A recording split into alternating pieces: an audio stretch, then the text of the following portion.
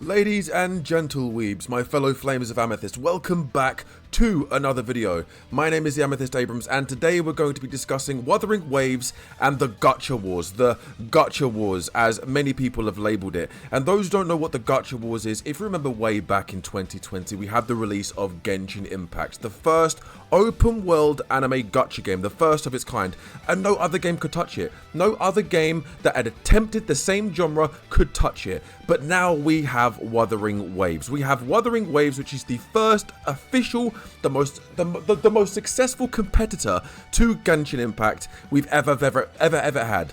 And let me tell you guys right now, do I think that in a year's time Wuthering Waves will surpass and be at the top of this gacha war competition? Absolutely. And I do honestly believe that Genshin Impact will eventually perish in flames, as I hope it does. It either needs to die now or it needs to really improve. Okay, I used to love that game. I used to play it religiously. I loved it way back when in Mondstadt, Liyue, Enkanomiya. I loved Inazuma. I loved everything about the early years and the early stages of Genshin Impact. But over time, I do believe that the developers and everyone around that game has got complacent. Now, do I think the story, the main story, the Archon quests are good? For 80 to 90% of the time, they definitely are. But then you've got the other side of it, which is the side quests and the adventure quests and everything. And the filler, oh my god, don't get me started on the filler. The filler is just, is absolutely... Do you guys remember the Groundhog's Day, where you had to wake up on the same day over and over again, and that mission lasted about 2 to 3 hours? Ugh, it was absolutely disgraceful. But here we have Wuthering Waves. Now, though we are just about halfway through, or just over halfway through 1.1, and we're still very early in the game's life cycle, the way the game is going and the way Kuro Games is handling Wuthering Waves, I do honestly believe that this time next year, in the next 12 to 18 months, Wuthering Waves will be at the pinnacle, the top of this gacha war scheme, this gacha war, ideal that everyone has. I do believe that this is the first and possibly the only Genshin Impact competitor that is going to stand a chance at beating Genshin Impact's popularity, sales, all of it. I'm not counting Honkai Star Rail, because Honkai Star Rail is a different genre game. Even though it's a gacha game, it's not an open world gacha game. It is a turn-based anime gacha game. So I'm not including that for revenue and sales. I'm talking about the open world gacha game aspect, which is Genshin Impact. We've had Tower of Fantasy, but we all know the history of what happened to Tower of Fantasy. And now we've got Wuthering Waves, which I do believe is going to surpass Genshin Impact sooner than later. So do you remember the past many years, ever since Genshin's release, it was nominated at the Mobile Awards for the best sort of gacha game, open world gacha game, whatever category, mobile game that it was in, okay? Well, this is the first year, I believe, the first year it was not nominated.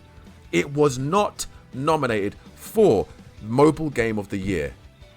But you know what was nominated? You know what is a nominee? Wuthering Waves. Wuthering Waves is a nominee for the best mobile / gacha mobile game of the year. And I believe it has a very good chance at winning. Now, could Honkai Star Rail win? Possibly. Could ZZZ win?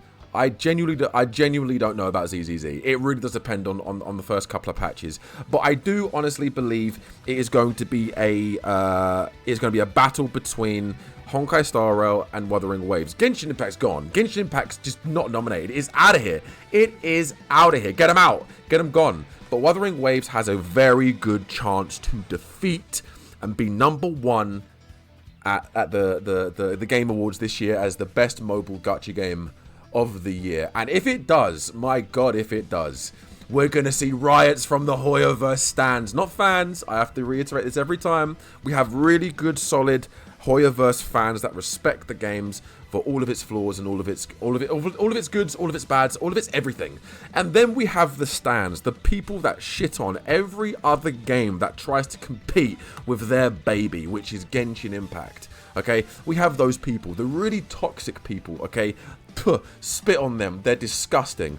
But what we do like is a genuine, nice fan that can respect all aspects of all of these games. That has a fair comparison. That has a fair argument. For instance, what do we know that's good about the Genshin Impact game? With the OST is amazing. I love the OST. The music of Genshin Impact's amazing. The overworld and the exploration I thought was really, really fun. Especially, bear in mind, I stopped playing it after 3.1. Okay, I kept up to date with the story, but I didn't personally play it after 3.1. But what I do remember from playing it is that the story was fun. The main Archon quests were fun.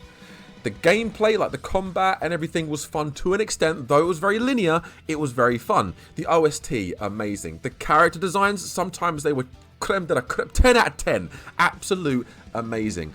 But then again, it also has its flaws. You know, there's no end game. I think the combat, after a while, though it looks very flashy, the animations are amazing. After a while, it does get a bit stale for me. I think it does get repetitive. And to be honest, it is a game that I don't see myself playing again anytime soon. But that's okay. That is okay.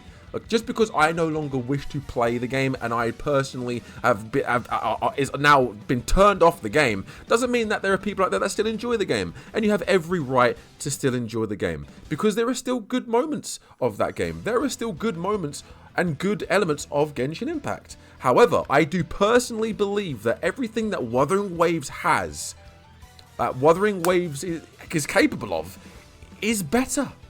We have Endgame within Depths of Elusive Realm, Towers of Adversity, and they're going to be adding so many more.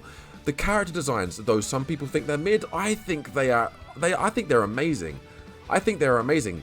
We have Jian, we have Yinlin, we have Jinshi, we have Changli, we have Kuro, and we have other characters that haven't even been announced yet that we know are most likely going to be playable. Camellia, Geshulin, and many others. The combat, don't even get me started on the combat. The combat is just crisp. The combat is crisp. We have a parry system. We have a perfect dodging system. The combos are actually relatively difficult at times to complete, depending on the character you're using. Kuro, one of the most technical characters in the entire game, questionably.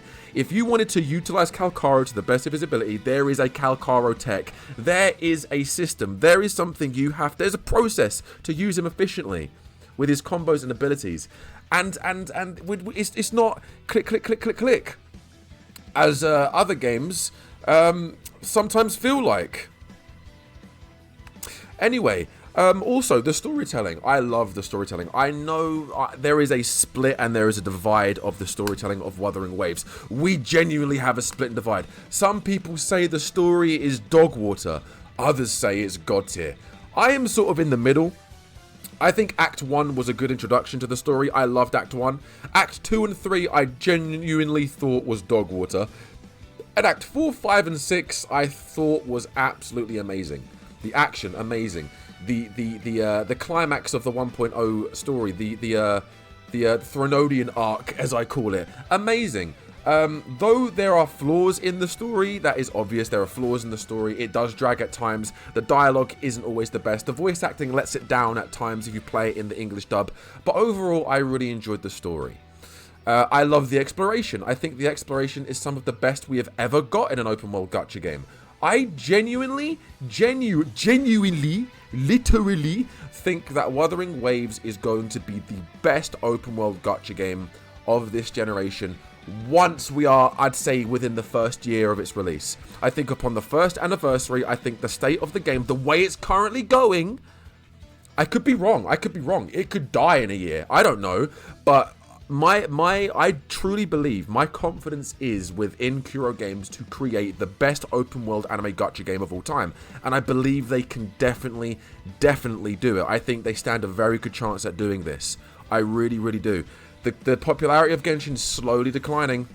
Whether you like it or not, the popularity of Genshin Impact is slowly declining as the months and months is going on. As the months and years is going on.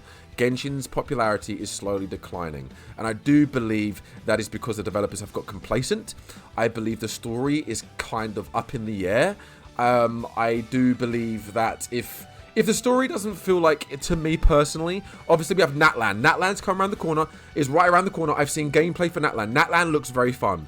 It looks like it's introducing a lot of good mechanics. It looks like it's fixing a lot of the problems and complaints that people have had in the past. So maybe Natlan will bring Genshin back to the top, to the pinnacle. But at the moment, the way it's going, Wuthering Waves is creeping. It's creeping up. It's creeping up.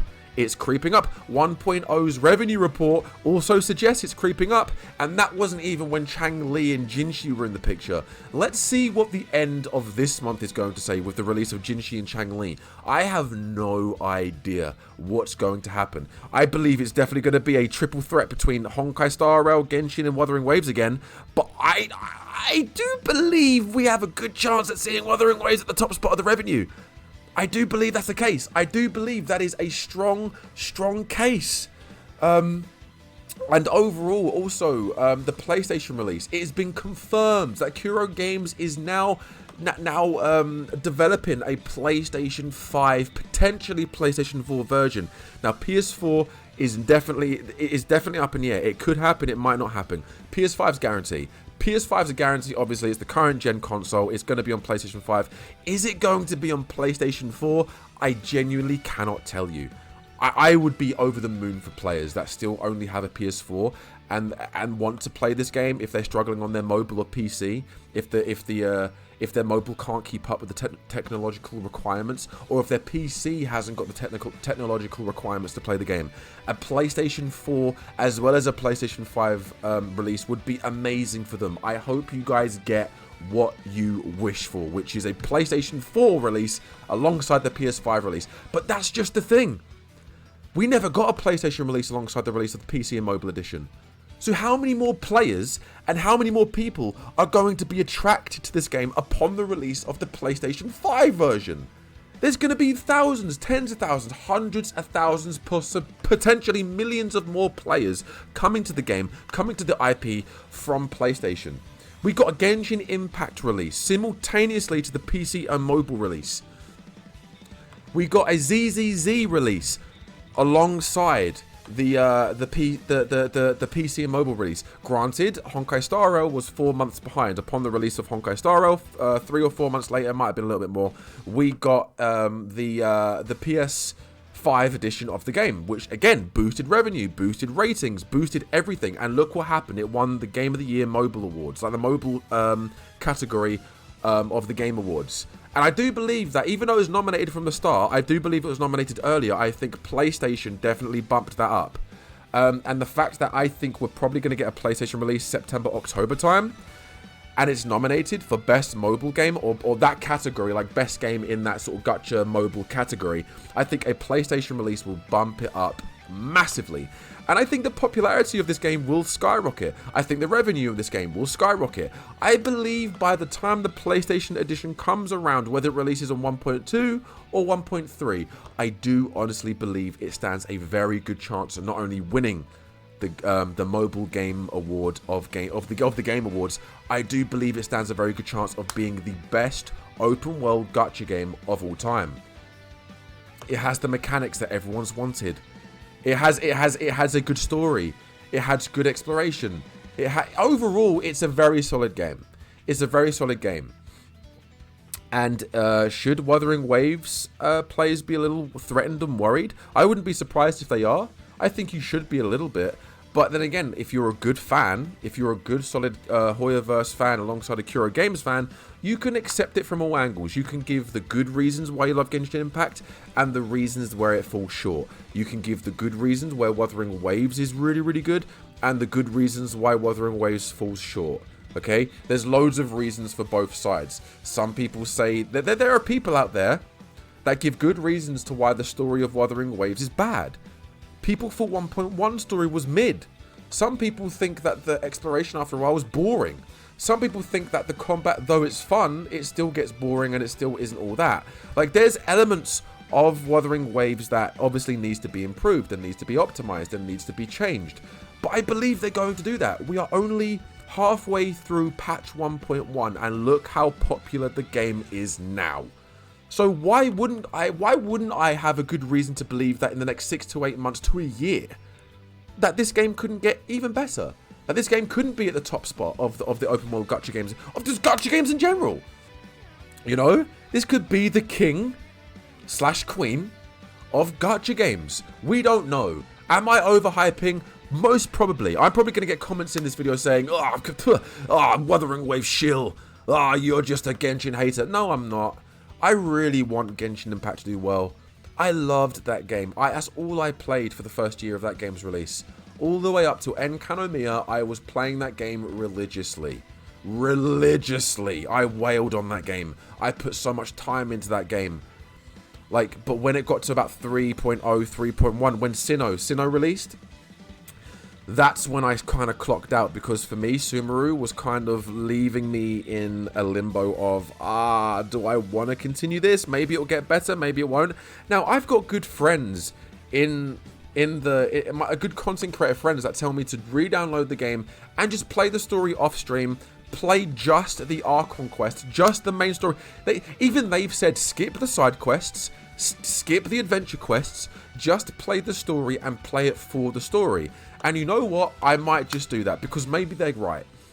Maybe if I just play the Archon stories and the main story events and the main story quests, I will have a good time playing this game.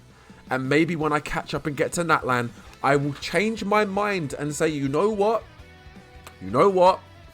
I'll admit it. Genshin Impact is better than I thought, than I remembered it. It's better than when I left off. With the release of Natlan, with the release of these new mechanics, I could play not Sumeru. What was the place? I can't remember the place after Sumeru, but like the recent patches where we were recently, like the place that's based on France. I can't remember. But where that area was, people said the storytelling was actually really good in that overall area and arc. So maybe I will reinstall, and maybe I will play, and maybe I will do my best to get through that arc and go into and get ready for Natlan. Or when Natlan releases, I will go into Natlan and catch up. I'm not saying the game is completely dead. I'm just saying, based on when I left off the game, I think I wasn't enjoying it. I think the developers got sloppy. I think there was so much filler that it just got sloppy, and the game was just drying up. You know, one of the recent stories where we, as the Traveler, finally meet our sister, the long-awaited reunion. The main selling point was the reunion of Lumine and Aether, and all we got was a memory wipe. We get explained why she's doing this. And then she wipes our memory, and not only do we not remember anything that happened within that portion of the story, it's back to square one. We need to find our sister. Where is she? What's she been up to? It feels like we got back to square one. Now, some people say that story was very fun and very good, but it kind of feels pointless because we worked to something and then we just backtracked. You know? Whereas, obviously, like I said, Wuthering Waves is very early in its life cycle. Wuthering Waves is only within its 1.1, halfway through 1.1's release, announced for 1.2. And bearing in mind, the story at them, in my opinion, has been solid. Granted, that like I said, Act 2 and Act 3 was very slow. But Act 1, 4, 5, and 6, in my opinion, was very good. I enjoyed it. I very much enjoyed it. Like, we got little teases for other characters like Geshu Lin, Camellia, the Black Shores. 1.1 story I thought was amazing. Some people thought it was a yap fest. Some people thought it was mid. I thought it was very good. And bear in mind, this video is based on my personal opinions and my personal preferences. So if you completely disagree with me or agree with me, let me down below in the comments. I'm actually open for discussion. I actually want to hear your points and your views on what's going on in this gacha war as of right now. Where do you place Wuthering Waves? Do you place it top? Do you place ZZZ top? Do you place Honkai Star Rail top? Do you, for all I know, you could put PGR top. What is your opinion on the gacha space, the gacha wars, and more specifically the open world gacha war between Genshin Impact and Wuthering Waves? You know, obviously we've got other open world gacha games around the corner. We've got Project Mugen, which is a very ambitious gacha game that I hope does very well. We've got the developers of Tower Fantasy announced their new open world gacha game, which looks pretty good. You know, I forgot the name of it. Something to Neverness to Everness, something like that. But that looks pretty good. We've got Azure Premilia, which is for Pokemon fans. I'm sure you're gonna have a whale of a time. You know, so there's other gacha games that are going to enter the fold, but as of right now, the open world gacha space, the open world gacha game war, is a tie-up between Genshin Impact and Wuthering Waves. You know, you've got other gacha games that are doing very, very well. ZZZ's doing very, very well. You know, Honkai Star Rail's doing very, very well, but they're different. They're not the same genre. They're not open world. You know, one's a turn-based, one is stage-based. Like, you're going to a stage on ZZZ, you complete the stage, you come out. You know, it's more of a roguelike, in my opinion. I mean, correct me if I'm wrong. I'm level 28. I haven't got to level 30 yet, so I'm still playing the game just very steadily and I'm taking my time with it. But Honkai Star Rail, that's a turn-based RPG. That's doing very well. That's very, very fun. But there's flaws in that game now. The content they're releasing is catering to the new characters. If you don't have the new characters, the new 5-star, you're going to be at a significant disadvantage. A significant disadvantage, apparently. I haven't played it since the release of 2.2.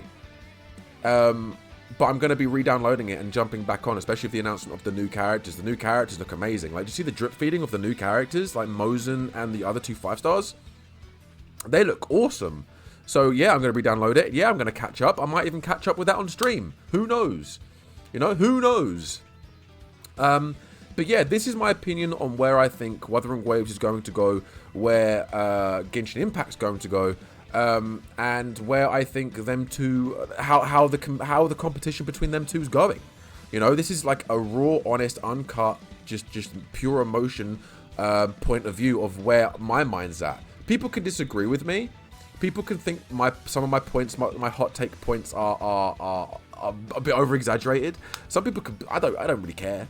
I'm enjoying my time playing Wuthering Waves. I'm enjoying my time playing all these gacha games. I've just started to reach out in the Dragon Ball community now. My first Sparking Zero video went out, so I'm going to be slowly drip feeding Dragon Ball content all the way up until Sparking Zero.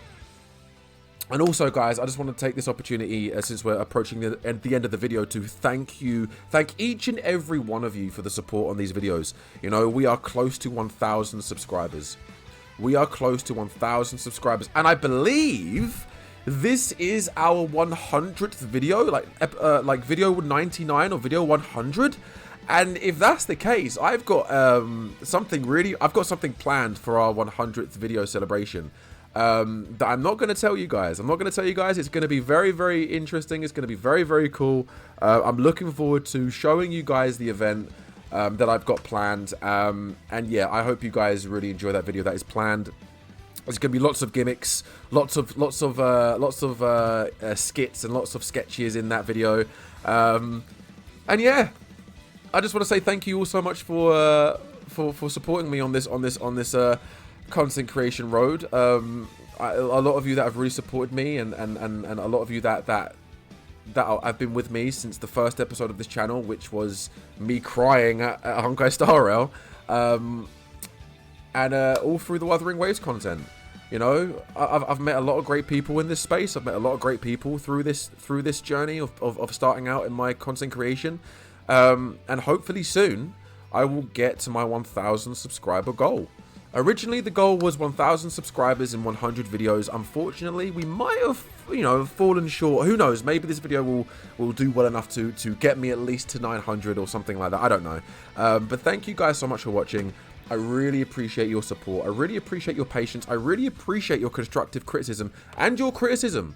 You know, some people disagree with me. Some people call me out on my shit. Some people say you're right about this but wrong about this, and then we have a debate. Like, it's been really, really good. Like, this community hasn't been hostile with me at all. It's been very welcoming. I've been welcomed into the space by loads of different people with open arms, and I'm really thankful for that. And hopefully I'll be able to do more collabs and do more interesting things with other content creators in the future, as I think that'll be a very, very good thing to do. More Dragon Ball content coming soon, guys. There'll be more Sparking Zero content. There'll be more there'll be Dragon Ball Dokkan Battle, Dragon Ball Legends. There'll be more stuff about maybe I might do manga videos, I might do actual like lore videos on Dragon Ball. Alongside that, I am going to be starting to release more Wuthering Waves lore videos, like voiceovers, like no camera, just me, just basically just going at it, having fun, just reading over scriptures, reading over files that we have on these characters. Also, guys, we also have another page for my PNG tuber. This is my model. Obviously, you can't really see him right now, but I'm still working on this page, and pretty soon, I'll be there'll be a few streams and a few things that will that will essentially yeah, be me behind the camera and not me in front of the camera. It'll be my PNG version, my anime self taking the fold, which would be interesting. But yeah, thank you guys so much for watching. I'll see you guys in the next episode, or next video, next whatever. And yeah, take it easy, everyone.